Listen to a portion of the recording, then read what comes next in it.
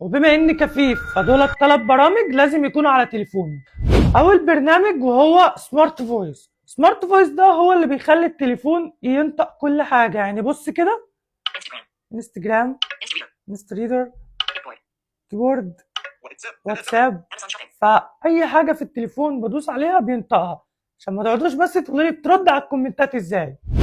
تاني برنامج وهو الكاش ريدر، وده برنامج بيعرف الفلوس. يعني بصوا كده، دي فلوس، انا ما اعرفش دول كام، فتعالوا بقى نشوف هيعرفهم ولا مش هيعرفهم. ادي اول ورقه 10 طلعت 10 جنيه. تاني ورقه 20 طلعت 20. تالت برنامج وهو البي ماي ايز او كون عيني، يعني بالترجمه بي ماي ايز. وده من اهم البرامج اللي فعلا لازم تكون على تليفوني. ده بيعمل ايه بقى؟ ده بيوصف الصور وصف دقيق جدا. بصوا الصوره دي كده، انتوا كده شايفينها، انا على فكره طلعتها بالبركه، ما اعرفش دي صوره ايه. تعالوا كده لما نحطها على الابليكيشن نشوف هيوصفها ازاي. كده هو خلص وصف خلاص. تعالوا بقى نشوف هو قال ايه. شغل ودانك معايا كده.